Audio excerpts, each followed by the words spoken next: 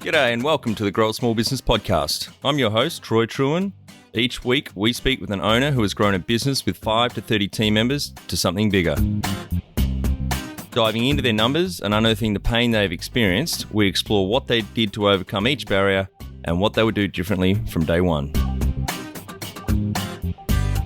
Let's get into it. Welcome, everyone. Today I'm interviewing Beate Chelette from The Growth Architect based in Los Angeles, United States. Thanks for your time today, Beate. I'm excited to be here, Troy. Let's do it. Let's start with how we know each other. We both use the Podmatch platform to find guests and also become guests on other casts. So that's how we connected.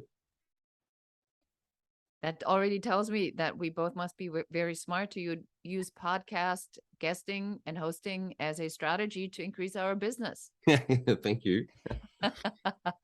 Tell our audience a bit about your business, what it does and how it makes money.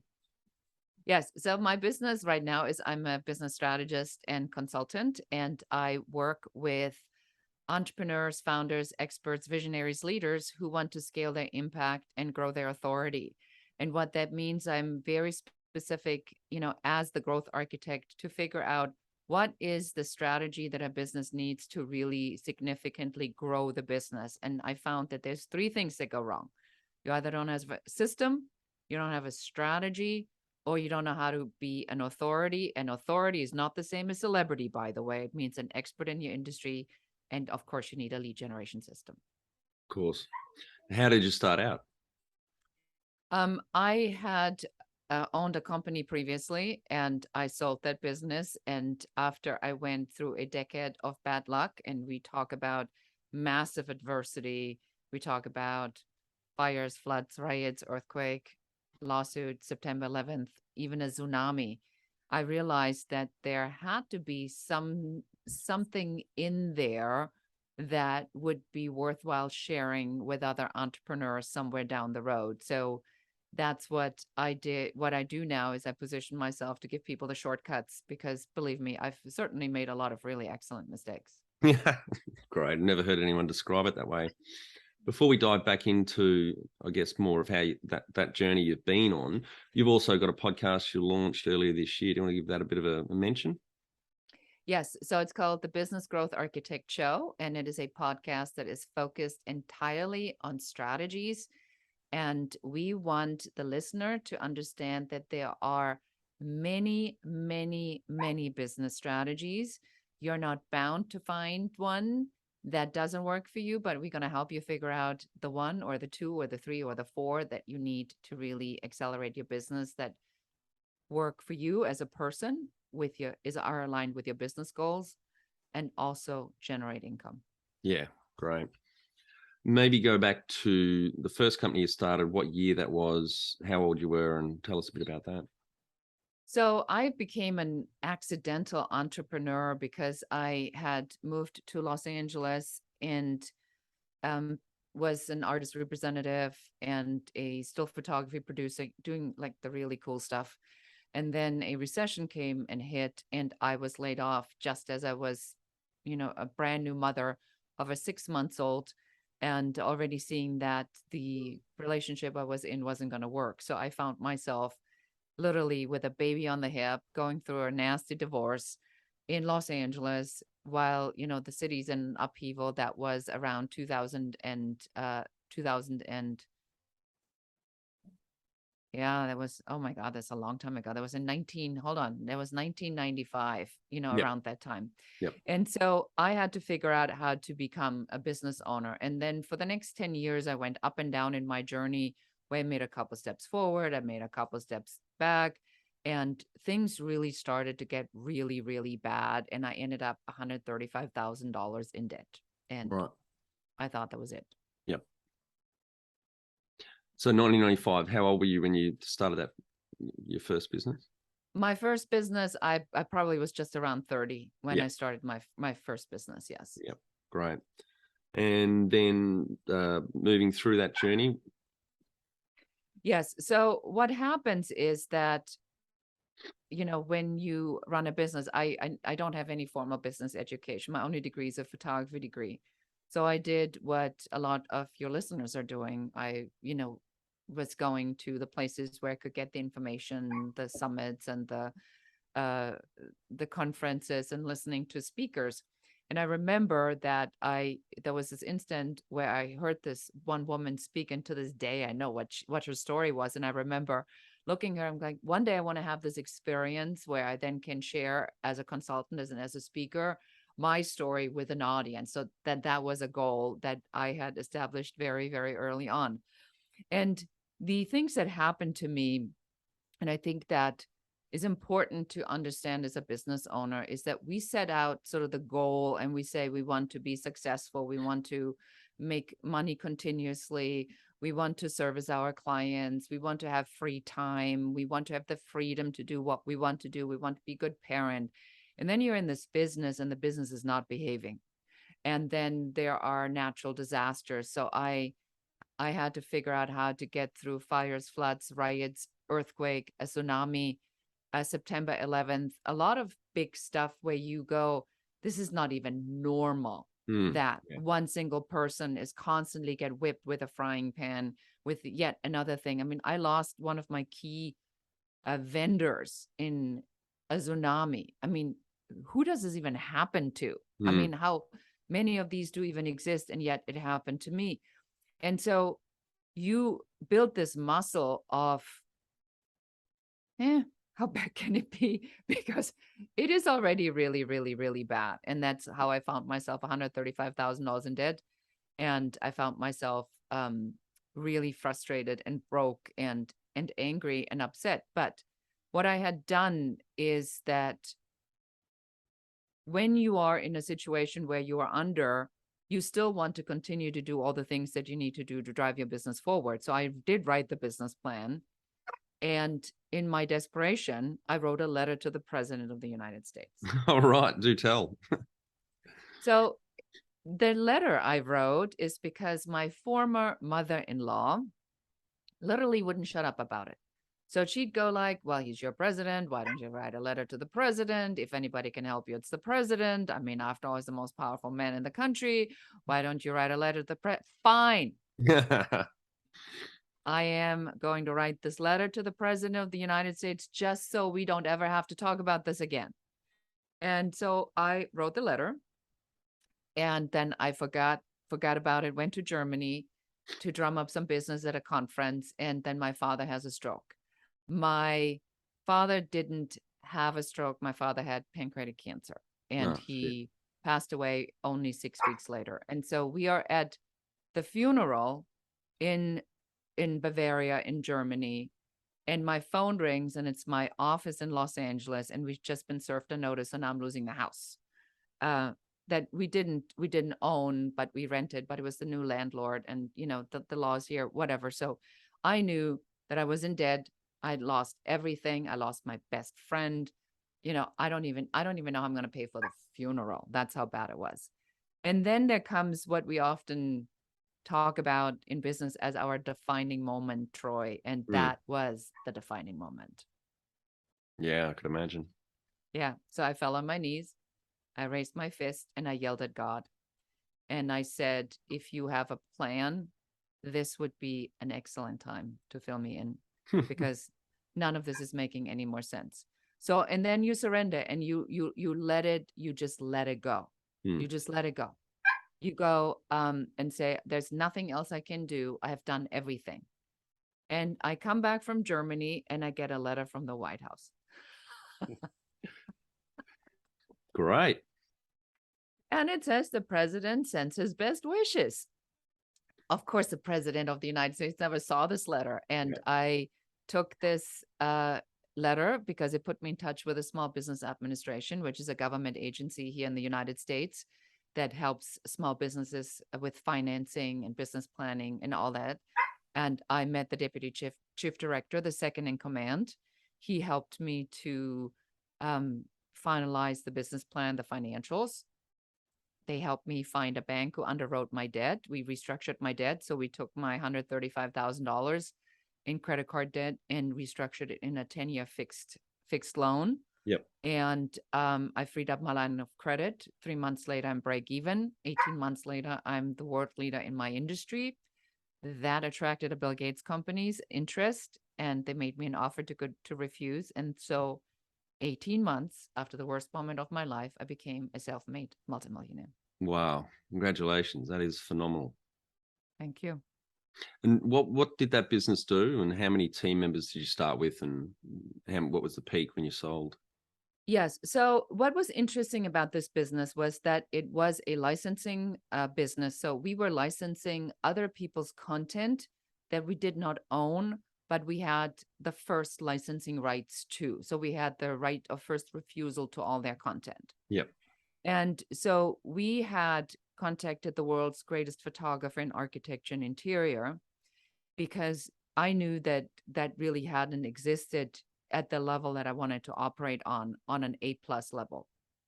And we made him an offer too good to refuse. So when you have the A-listers, and this is really an important point to remember, when you have the A-listers, you don't have to worry about B or C, because they're going to come wherever the A-listers are going. So if you have the A-listers, then everybody else will follow. But if you have B or C, Yep. the A-listers may never come. So you have to set your level high, it's the same amount of effort. So just go for the top right away.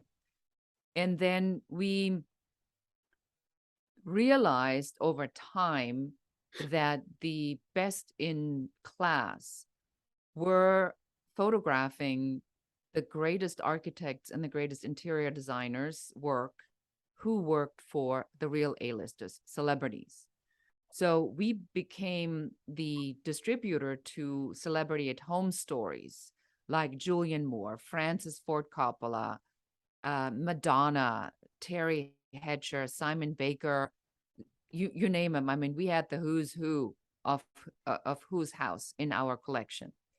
And then, because I was a photo editor at Elle Magazine and my actual degree is photography, that's what I went to school for, I knew how to sell these because I used to buy them. And so I had set up an international distribution system with other people that took our content and then licensed it into every country in the world. So for example, I had Madonna's house, and Madonna had already sold this house like 2-3 years prior to that. Didn't matter. It was Madonna's house at some point. It sold 33 times and it made over $150,000 in revenue. Wow. Over a period of a couple of years. And it was like, it just sold and sold and sold and sold, from the A publication to the B publication to the C publication, until, it went through the yellow press, and then it eventually had run its course. And that was what attracted this Bill Gates company, because I became the world leader. I sold into 79 countries in the world. Right. Great. And how many team members did you get to in that business? We did have 8 at the very end, and an international distribution system, as I said, of 79.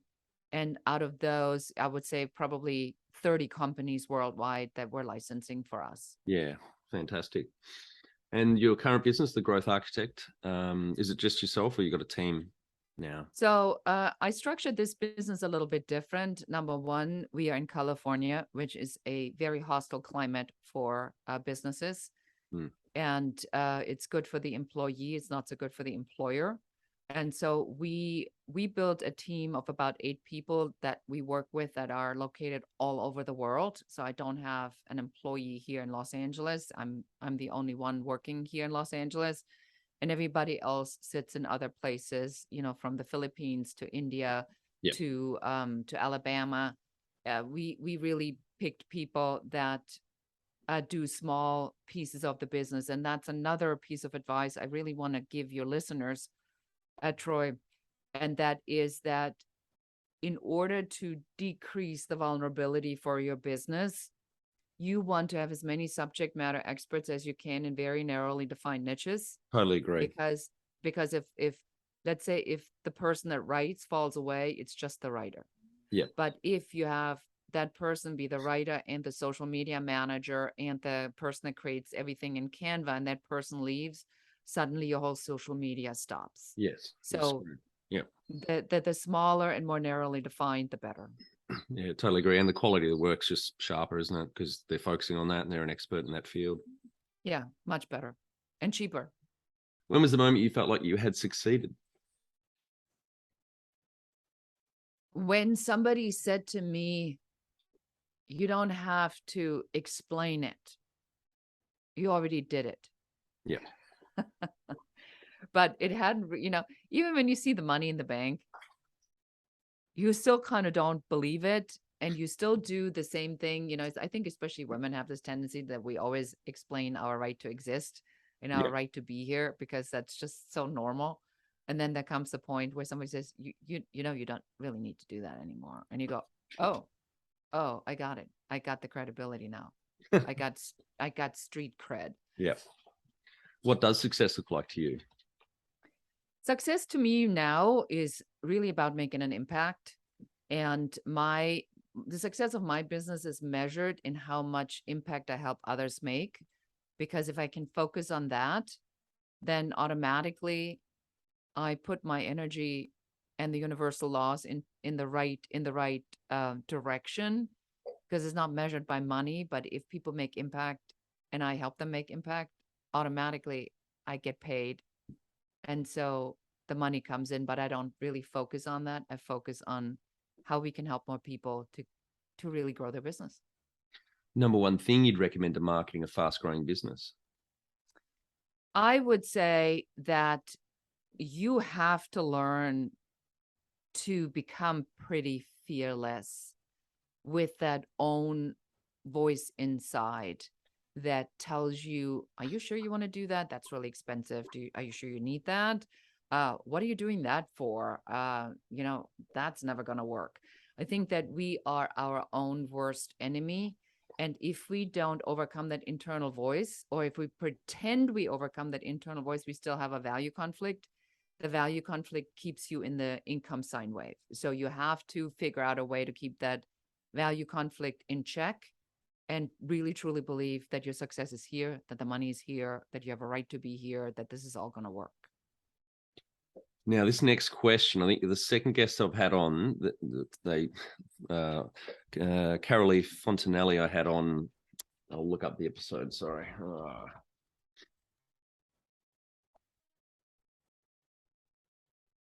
Carolee Fontanelli, I had on episode 71. When I asked this question, how did you fund your business? She said, I started with $500,000 in debt. So you're the second guest to have on that started with debt.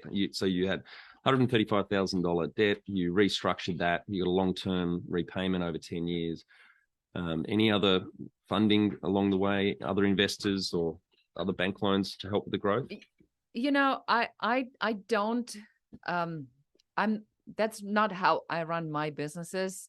There's definitely data around that. I think it depends on what your goal is for your company. A consulting company like the one I'm having right now isn't really entirely designed for venture capital. I think that the venture capital darlings right now are definitely SaaS businesses or technology-based businesses or interactive kind of businesses or gaming. I think that there's a lot in that sector.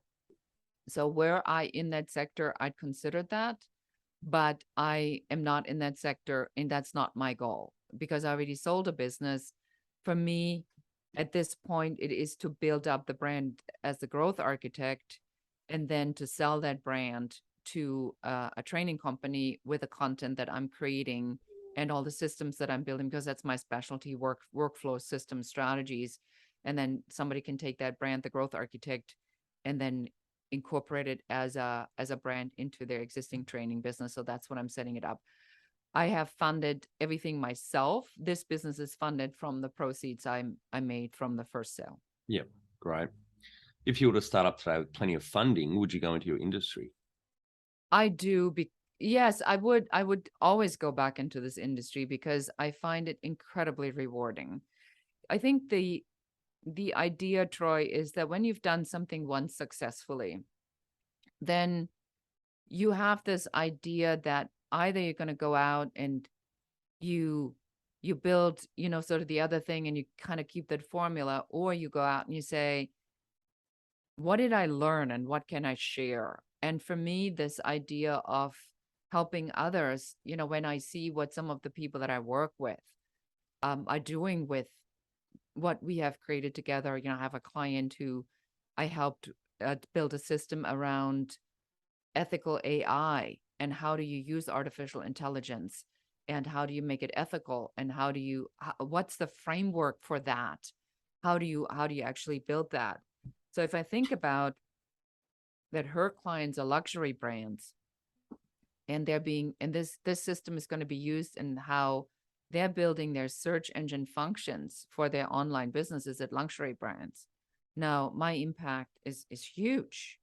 And that is the stuff that makes me really excited. Or I work with a tutoring company here. And so as I'm helping them, they're now helping parents and kids to overcome the COVID learning loss, and to help these kids get their confidence back, and to get back, winning back that year that they've just lost at no fault of their own, along with all these other pieces. So that's why I'm in this business, is because I get to really help people that have phenomenal ideas. Yeah. Can you outline the most stressful point in your small business growth journey so our audience can learn from it? I know you've had a shit ton of stuff go wrong. Is there one thing that stands out as the most stressful? How much time do we have? I think that, how would I frame that? I think that you always are going to have stuff. And today I would say that if it's really, really painful, I want you to compare it to a pregnant woman who is 9 months pregnant and about to give birth. It is so uncomfortable. It is so big. You just want to get it done and over with. You just want that thing out of your body, because I mean, my God, at this point, it's revolting. You can't look in the mirror, you can't bend down, you can tie your shoe, you have to go to the bathroom every 5 seconds. But you wouldn't want to give birth unless you were so uncomfortable that you want anything but this. And so that's really the part where I feel is really important for you to understand that if you look at adversity as somebody throwing wrenches in your well-oiled machine, you're completely mistaking it. It is birthing pain. So the bigger the pain, the bigger the baby, and the bigger the idea that you're giving birth to. So you need to really train yourself when something bad, in parentheses, bad happens, that you really actively look for the opportunity, the learning point in this, and say, oh, that's much bigger than anything I could have ever thought of myself. Wow, that's a big one to solve. And take the judgment out of the adversity. So the biggest thing probably for me, aside from losing my father, was to lose Fernando in the tsunami, because that was such a violent and tragic piece. I mean, it was all over the news. He was Nate Berkus's partner, and Nate Berkus is intricately connected with Oprah. It was everywhere. Yeah. And just getting this phone call from New York about whether or not I had a statement about his disappearance was brutal. That's something that I never forget, because that is something you have no control over. Other adversity, being broke or having made a mistake or being in a lawsuit, those are things you have to a certain extent control over. Over something like that, you have no control over. Yeah. What area in business do you feel you've had to work on the most to add the greatest value? Mindset. That constant overcoming our old childhood programming. Yep. That stay safe. Can you really do this? The value conflict. I talk about this a lot. It's a daily ministry for any business owner to practice clean thinking. Yep. What have you enjoyed the least about managing fast growth? It's like running up a spiral staircase in 4-inch Louboutins. I've never heard it described that way. They call it the messy middle for a reason, because you work twice as hard under unbelievable pressure to get it all done while you're hiring, growing, putting systems and workflows in place. And sometimes you just simply forget why you're doing it. I think the messy middle is the toughest part to come to terms with, because you don't know when it's going to end. What do you love the most about growing a small business? The people we get to meet, because you can design it in such a way that you are speaking to people you really enjoy. When I speak in front of an audience, when I'm guesting on a podcast, when I am hosting my own podcast, when I do an event, a training, when I went to Boston for an event and I am standing in the room and this woman keeps looking at me and I'm going like, do I have like a spaghetti hanging out of my mouth or something? And next thing I know, she darts across the room. She throws herself around my neck and she says, oh my God, you have no idea how glad I am. I've spent so much time with you. I've never met this woman before. And she says, I've taken one of your courses that I had recorded at Creative Life. She says, you're the reason why I'm here. But I didn't know this until then. I think that's the best part about what I do is the transformation we achieve.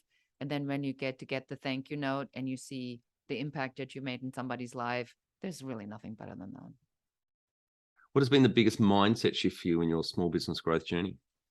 The mindset shift is that in order to make a quantum leap, that means to get from, let's say, it's not 100 to 150,000, but it's from 100 to 250, and it's from 250 to 750, and it's from 750 to 2 million.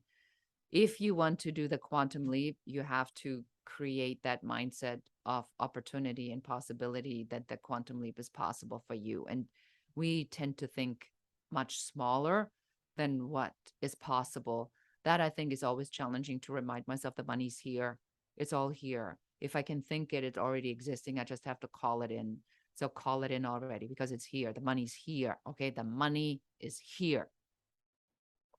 The number one habit you think a small business owner needs to develop and maintain? I think that the number one thing I would recommend is really the discipline to put the money-making activities first. Because we love to get sidetracked in the things that we really like to do, the fiddling here, the looking there, the shiny object, the squirrel. Yep. And then the whole day goes by, you haven't made a single phone call, you haven't done any money-making activity. So you need to really be very disciplined that don't open your email. Go straight into what you said you were going to do, and then you check your email. Yep. Good. Very good advice. Be the change you want to see in your business. Become more productive and less stressed with our free Transform Your Performance online course. Once you see the benefits, put your entire team through the course at no cost. We start out by telling you the secret to guaranteed success. Then over 100 lessons help you be more focused, present, productive, and feel more in control about work. growasmallbusiness.com. Can you talk to how you've added people to the team, some wins, mistakes, and advice for those listening? I think the number one mistake in adding people to your team is to not follow the 5-star success blueprint, which means that the idea comes first, the offer comes second, the system comes third, the team comes fourth, and the leader comes fifth. So you see that the team comes after the system. So you first need to build the system and automate whatever you can so you know who you need to hire to operate the systems. That's the number one mistake I see being made, that people try to find people that are like them, mini-me's. I call it mini-me cloning. Oh, if I only had another person who would be just like me. That is a disaster. You do not do that. You figure out what the systems can do, and then you hire somebody who can operate that. Yep, great. What are some things you'd recommend building a sustainable and kick-ass culture to help with the growth?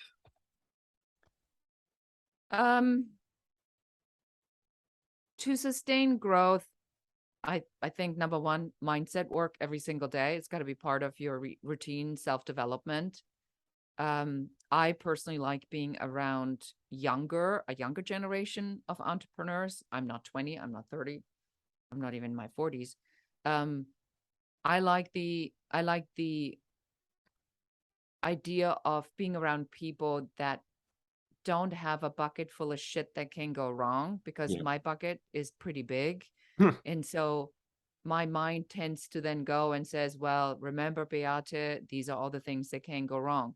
Somebody who doesn't have that bucket has no idea that all of this can go wrong. So they'll just go, oh, that's easy, because they think about possibility instead of what can go wrong. So I think we need to surround ourselves with people who have that almost childlike idea of possibility, that is a good recipe for success, because then you go, well, if they can, then I need to be able to do that too. Yeah. Tell our audience how you've handled balance. Balance. Now that is a very good question, because balance, I think, is very elusive. The objective is that when we set goals, we forget to make free time a part of our goal. Yeah.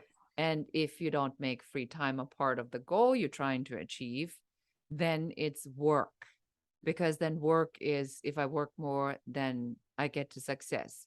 So I am now at a point where I still struggle with balance. I mean, I'm not going to even lie about it, because I love working and I love helping people and I love what I do. But I also find that I need to spend more time on self-care. I need to spend more time on making sure that my body and my brain especially is functioning, because I rely on my brain so much. So it is about putting it, is about putting it in the calendar, what your priorities are. And I don't know where I read that, Troy, but somebody says, show me your calendar and I show you where your priorities are. I think that's really true. Yep. So put your dates and your trips and your self-care in the calendar, because if you were to pay a personal trainer a lot of money to train you on Tuesdays and Thursdays, you'd show up. Yeah. But if you put in on Tuesdays and Thursdays that you're going to the gym, you're going to find all kinds of excuses on not to go. But if you pay somebody, suddenly you show up. So what does it tell you about yourself? That you need to put your money where your mouth is. Yeah, totally agree with that. And Monday mornings when I'm setting my week up, I throw in 3 or 4 slots for going for a swim or a bushwalk or a run to make sure, one, I don't book over meetings, extra meetings, but yeah, it's so important. How much professional development have you invested in yourself? Hundreds of thousands of dollars and thousands of hours. I think that my biggest fear in life is that I'm going to run out of time to learn. I'm really an information junkie, and that is good and bad. So it's bad in the sense because a lot of people say get rich in the niche. And I am actually anti-nichicizing, my own word, because I believe that with so many specialists in niches, that the overall idea strategy often lacks because people don't think it's necessary because they're so narrowly defined.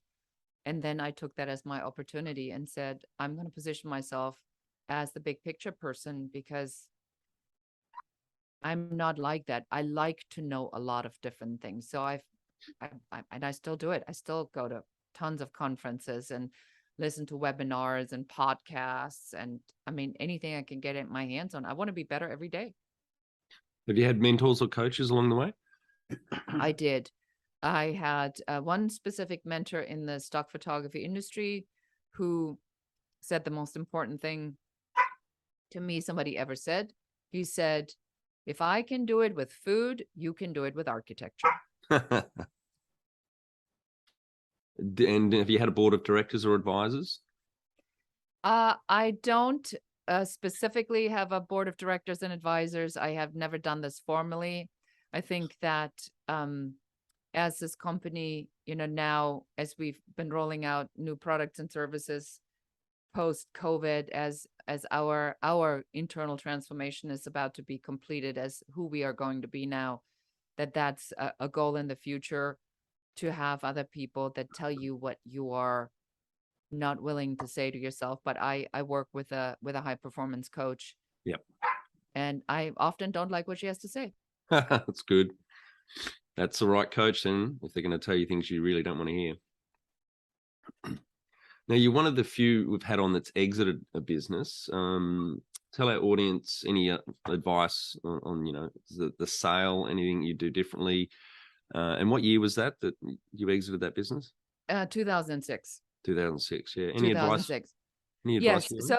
So with an exit, it is very it's a strategy. So I'm a strategist, so that's what I help people with. So you can't just say I'm going to sell it.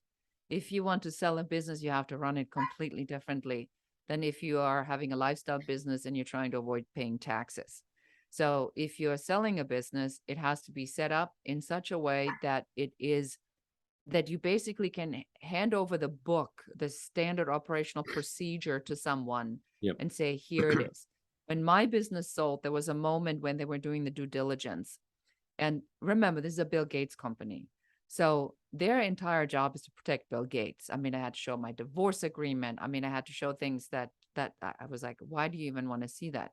But they don't want people to come out of the bushes when Bill Gates is involved and then suddenly stand there with their hand out.